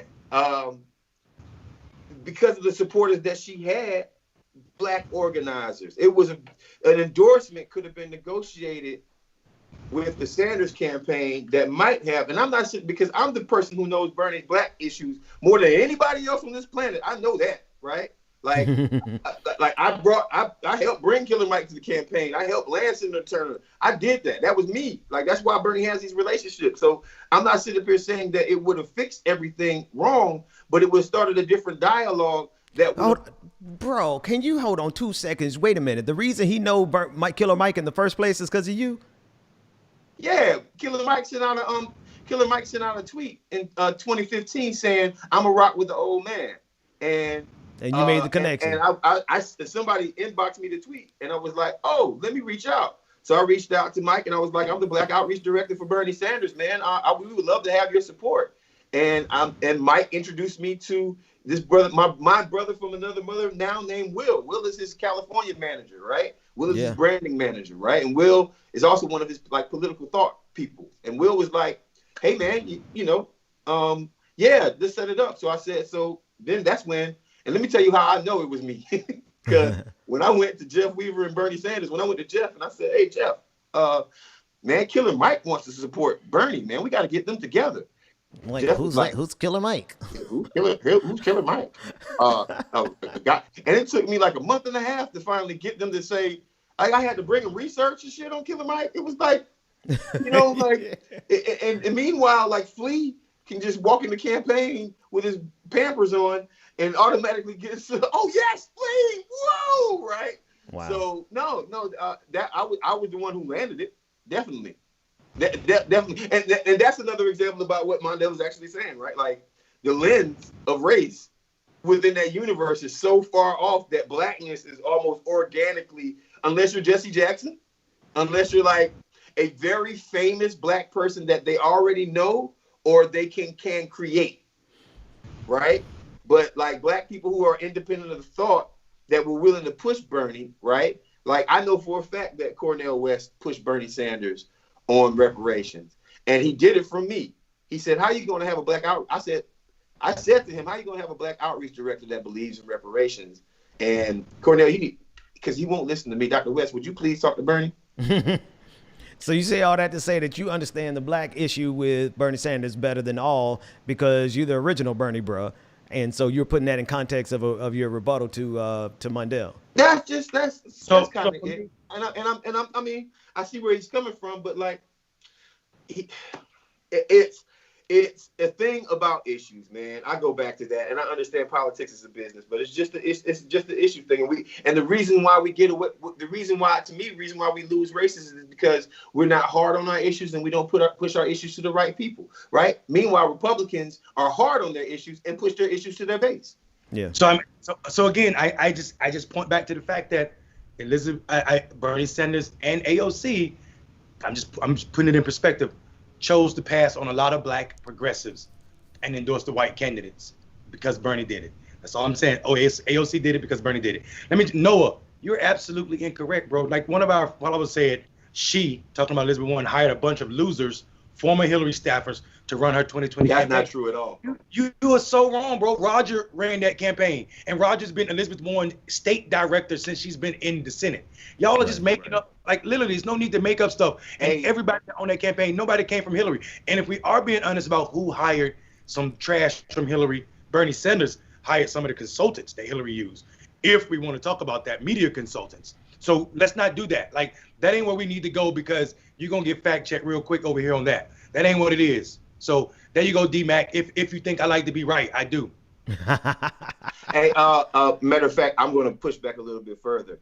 One of my black outreach staffers that was in New York was on 2016 was Elizabeth Warren's deputy political director in 2020, and she does marvelous work. So y'all gotta miss me with that trash staffing thing. Like I know the senior folks on Warren's staff, man. They were all dope. So I can't have that. We can't. Roger Lau is a dope friend to me. Like literally, in the middle of a campaign, I could text him anything that was going on, what the street was saying about the candidate. Like, yo, you need to check this right now because it's a problem, and I would get a call back. Y'all, the access to that campaign, Marcus, don't play games, Marcus. You got flued out on the Elizabeth Warren campaign. I ain't saying they pay for your ticket. I'm saying you had a conversation with them that was different. And you told the truth in there, and it wasn't like get out of our face. They listened to you. Tell the truth about where you like. I never. No. Don't. I have never, ever put out the vibe that campaign wasn't accepting and dope. The people talking about Hillary Clinton. She hired people from Hillary Clinton. No. You just talk. That ain't facts. That ain't big facts. Because I want to be very careful, because my inbox and my telephone will be ringing like crazy if the wrong kind of information comes out about how I feel about the Warren campaign. I'm not doing that today. I don't need all that problems, because there's too many sisters that I know and love that worked on that campaign that literally cussed me out also when I endorsed Bernie Sanders, showing you guys that I'm pretty dedicated to what I believe in, right? But on the same token, like that campaign from the inside out was dope. You know what I mean? So let me see if I can. Oh my God! This person just said, the same person that just said she tried to lie and say that Warren had all Hillary Clinton staffers also said, how come whenever she did her handshake line, it was mainly white women? What? I'm done. Talking about they said that about Warren? Yeah. It was mainly white women. I can't right now. I can't. Yeah, that's not true. Poor black man. He did more than I'm trying to follow your logic all the way to the top of the logic, man. So Mundell, real quick, you're saying that that what Bernie, no, strike that. Take Bernie out the equation. Warren / Biden. What you see hopeful in Biden is similar to what you saw hopeful in Warren, which was the people that they surrounded themselves with were we're going to not have an issue speaking on behalf of the black community for what it is, because they're going to speak out because they're listening to the right people. They got the right people around them. Is that, and that's therein lies the source of your hope for this administration. At least one of it. That's part of it. And let me clarify, because I think Warren needs I think Warren needs less people screaming at her about how she might do something ridiculous than Biden does, because Bernie is unteachable. Bernie to me reminds me of a stubborn old dog. Like Jesus Christ! Wow. I mean, you know the saying, you can't teach an old dog new tricks. Yeah, no, I know, yeah. I'm not saying the dude looked like a chihuahua. I'm not saying that. I'm just saying he's stuck in his ways. Like, yeah, for sure. And I mean, it was evident in how when Warren got pushed back from black people, how she learned and apologized and grew from it. And when he got pushed back, his was he fired Marcus. When he got pushed back, he blackballed me. And guess what I got because of that? Because he pushed back and didn't listen to Marcus and his black people. South Carolina got. See, this is why I can see your logic, man. I can see your logic, but I don't know if I can agree to how you extend the logic. But I see your logic, bro. Let me finish the second part of it, though. And I also believe this is my second part. My second part is also, if we are against purity tests, then an endorsement of another candidate that's seemingly progressive should not be part of the test to make you a progressive. If we're against purity tests, that's yeah. What I'm saying. But if you make your whole brand off of abolish ICE, don't let that be the very first thing you sacrifice when you get put on, man. I feel like Warren. There you go. Everything that Warren built her brand off of was a type of radical rowdiness. Women don't wait in line. They do it. They are champions. Boom, queen, yes. Right? And at every opportunity, she stepped down from that mantle. Step down. Ben, would you show that picture I just sent you? Would you pull that picture up? Hang on a second. I actually want to give a random shout out to Elizabeth Warren right now though. Is it up? Let me know when it's up. I'll let you know it's up at 3, 2. Marcus got a goddamn picture with goddamn everybody. Hang on, let me just make sure this don't backfire on me here. Make sure people see the. Yeah. So this picture right here was after a day of hanging out at the Warren headquarters, and I'm with Adima Ufat, an amazing Georgia organizer. With New Georgia Project, and you see she's holding up the New Georgia Project Action Fund T-shirt. Mm-hmm. And I'm going to tell you a little brief conversation that we had. This is why I love Elizabeth Warren, right? And I don't have a problem with it. So Senator Warren, she saw us pull up the shirt, and the first thing out of her mouth was, "God, I gotta get these guys to spend more money in Georgia." That was the first thing out of her mouth, and she wasn't talking about her campaign. She was talking about investing in Georgia infrastructure when she saw us. And she was like, "So what do you do for New Georgia Project?" And I'm like, "I'm a chief of staff." Yeah, of course she brought up Stacey. I love the work that you and Stacey and you guys are doing down there. But your organization is amazing, right? But I mean, like before Georgia even became in play for these Senate seats, Elizabeth Warren recognized that you had to build infrastructure in Georgia. I don't know what she did on her own campaign. I forgot that part, but I did want to just give her a quick shout out. Melanie said, "Dang, Marcus, one tall glass of water." Yeah. That was after a long day of hanging out, asking where the black people at. Yeah. But there was a lot of them in there though that day. So so Mundell, is that what you're saying, man? You're saying that in this context, your hope is rooted in. You started to answer that question, and you said that there was a second part to it. And I don't know if you can remember that second part. Of course, so first of all, I'm really gonna make y'all mad now. Oh Jesus, here we go. Bernie can't win an election nationally. Secondly, my second part is this. My second part is that. But you got to say why though, because there's one reason I agree with you. I'm gonna get to it, but I'm just gonna say the second part of my answer. What you're asking is a purity test part. Like if endorsements is the marker for whether you are progressive or not, it makes no sense to me because it fits into the ideal of what purity test is. And I mean, people talking about she sacrificed all of her policies, and I'm like, okay, that's weird because she damn sure didn't.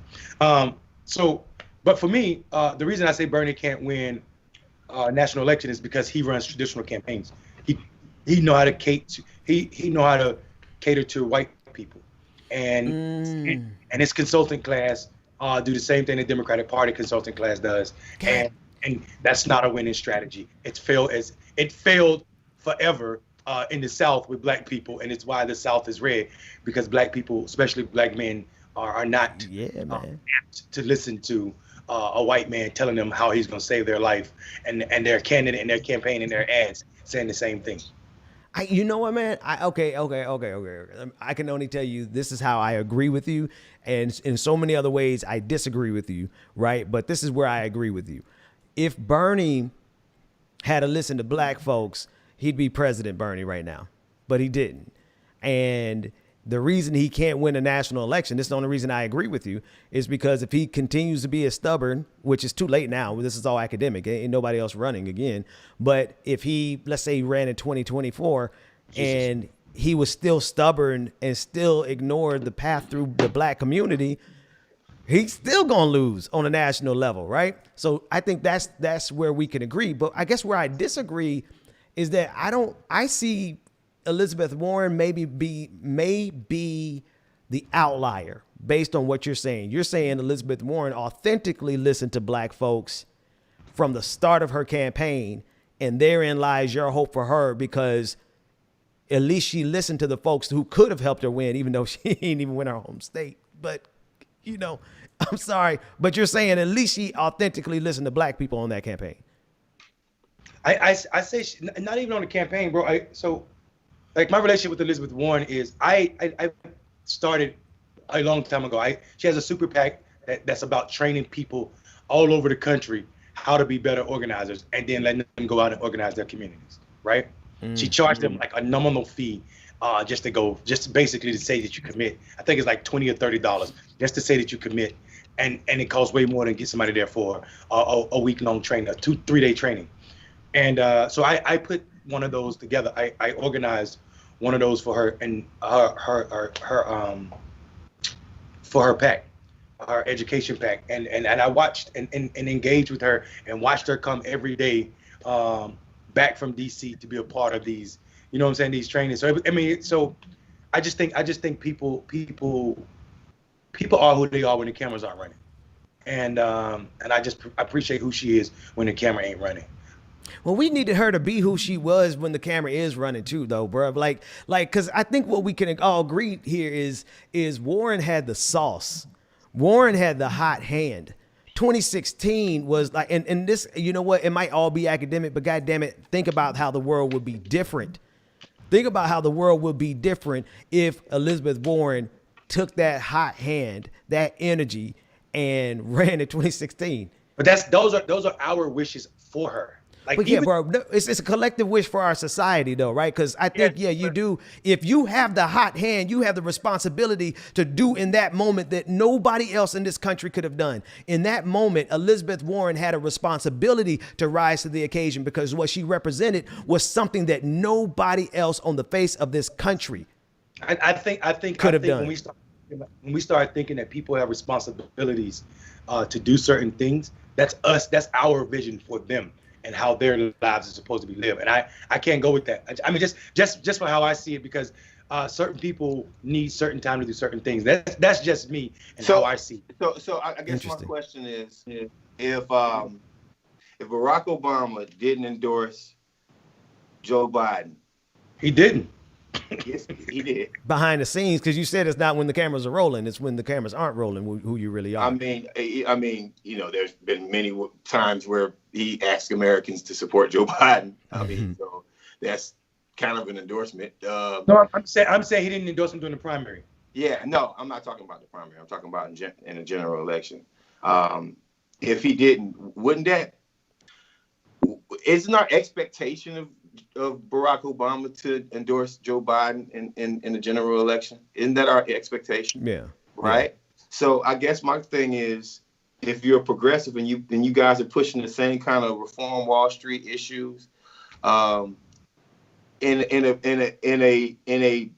a primary where it's historically capitalism versus progressives, I expect Elizabeth to support Bernie. And I would have expected Bernie to support Elizabeth. It was the opposite way around. Because let me tell you something. If Elizabeth Warren had won that primary and Bernie Sanders did not support Elizabeth, oh my God. We dragged that man to the end of the universe and back again. Let's burn the world down, right? I mean, and that's a fact. People would have been losing their collective crap if they hadn't happened the opposite way around. And rightfully so.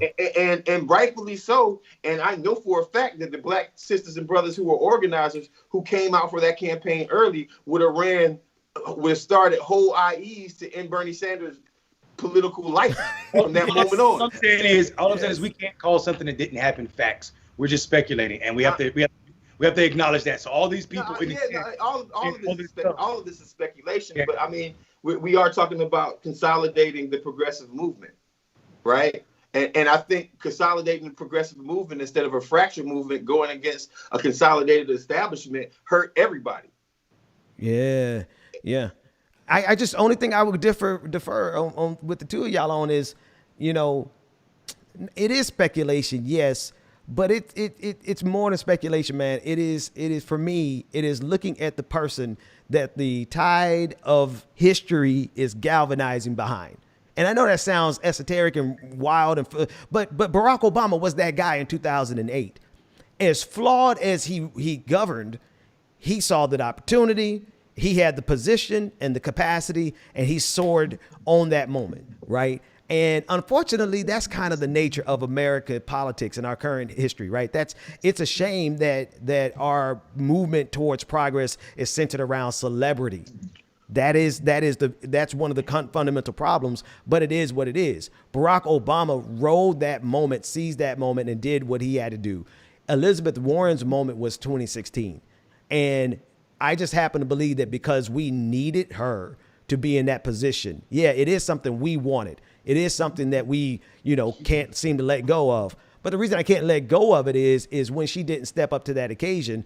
That's one of the reasons we have Donald Trump. It's not Elizabeth Warren's fault by any measure, but I just think everything plays out differently because of the significant figure that Elizabeth Warren really was shaping up to be, that we needed her to be. We needed her to be that dope ass firebrand that you're telling us about, Mondale. That's all I'm saying.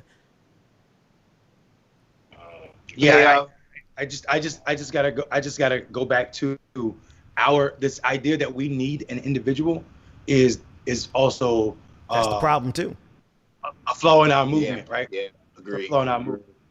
Hey, I know we've been on it for a second. I do want to talk about something before we get out of here, and that is the loss of life with rappers in America today.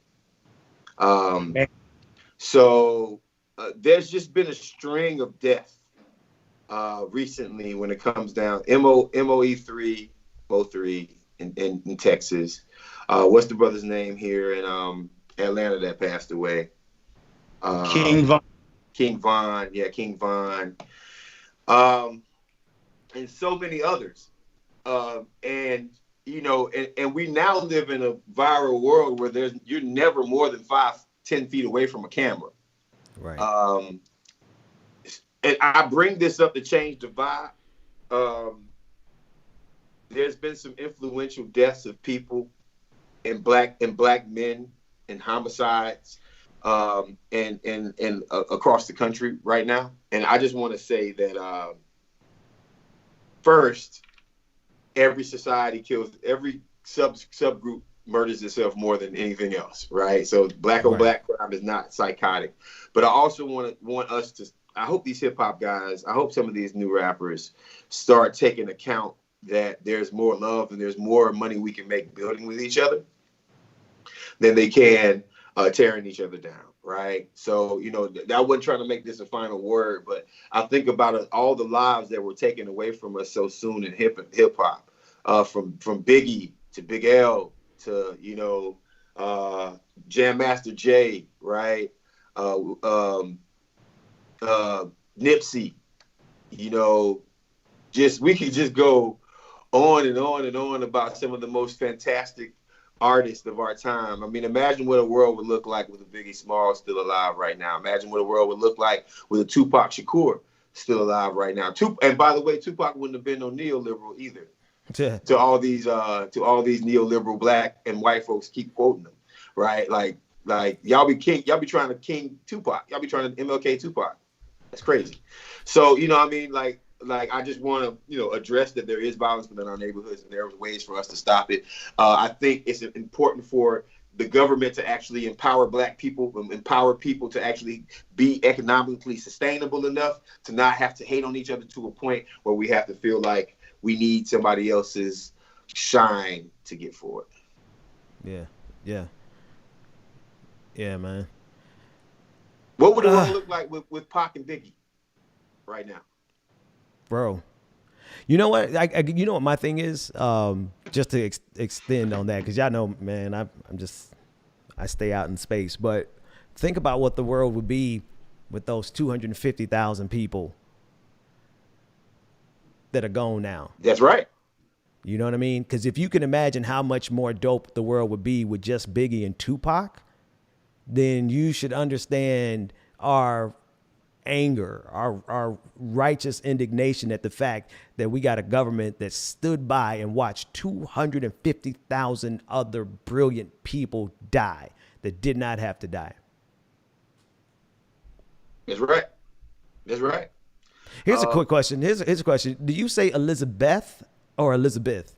Because me and Rebecca Azor have been arguing about that for years. Elizabeth. Bith?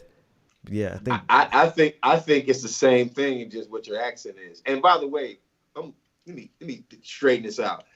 I'm from the South, and I'm not code switching for none of y'all people. I'm gonna sound country when you feel like it. When I feel like it. Yeah. No cap, no I'm talking about. Every day, all day. So if you got a problem with me saying Kamala, no, come on, man. Come on, no, I got a flag on the play. Flag on the play. Here's why that matters. Listen what I'm saying to you, man. All right. Listen what I'm saying to you. That's how it come out of my mouth. I don't care what y'all have. I don't care. And you can grammar police all you want to. I don't care. I'm just letting y'all know I don't care about that. Y'all capping, all y'all capping. No, I was with you. I was with you 100%. Only with Kamala. The only reason I wasn't with you on Kamala is because it's just, you know, for me, it's like if somebody asks me if it's something important to somebody else, I'll go the extra mile to do it, right? And Kamala, and I don't know how much. I wonder how much this matters to her, as much as it matters to the people around her and the people who support her. I don't know the difference there or the breakdown, but you know, it's no big deal for me I had to sit there and learn how to say her name. So I learned how to say her name. But I'm just gonna say Senator Harris. I'm just gonna say Senator Harris or VP Harris, so nobody will get mad at me anymore, I guess. You know what I mean? But all y'all cap. But I think the big difference is like I think everybody should automatically assume, because if they know you, that you don't mean nothing by it, as opposed to the folks on the other side of the aisle who do it intentionally just to spite her. Like they got to give you at least that benefit of the doubt, you know, not come here correcting you because like you doing it to insult her or something. I'm country, man. Yay. Tallahassee. Born and raised. Right. Is it Neon County or? See, right there. It's Leon County or Leon County, right? Leon. No. I said it with an N. My bad. I was saying, is it Neon or Leon? It's Leon County or Leon County, right? Like, I ain't tripping. I'm not personally affected that you call my county the wrong way. God damn, man. Y'all so goddamn sensitive. You ain't wrong, bro. Yeah, no, talking about y'all sensitive about everybody. Not wrong about everything, man. Like, you know what I mean? I even said, let me tell you the tweet I said the other day. I said, listen, if you go to a protest and you're pushing you're pushing women and children, then you deserve to get knocked out. That's what I said. And somebody said to me, you're just being hyper patriarchal. Men didn't have to protect women, this, that, and the other. And I'm like, did I ever say a woman couldn't knock somebody out? All right. So on that note, we're going to get ready to get out of here only because we are at that time. Everybody knows where to find us. You know where to find Mondale on Twitter, on Black Male Voter Project. Marcus, anybody else? Is that the last word? We want to let that be the last word? Peace. Take care, everybody. See you tomorrow. All right, man. Good show. I think my shit is fucking finally charged up. That was a good show. It was a great show. Everybody Somehow loved it, we man. got up to 1,000. I thought we were going to crack 1,000, but we did. No, we did. We had on between the two platforms, we had 1,064 at the very end, and we are actually still broadcasting. I'm glad we ain't say no crazy shit. Stop, bro. Hey, Vice President-elect Kamala Harris. Vice we President-elect salute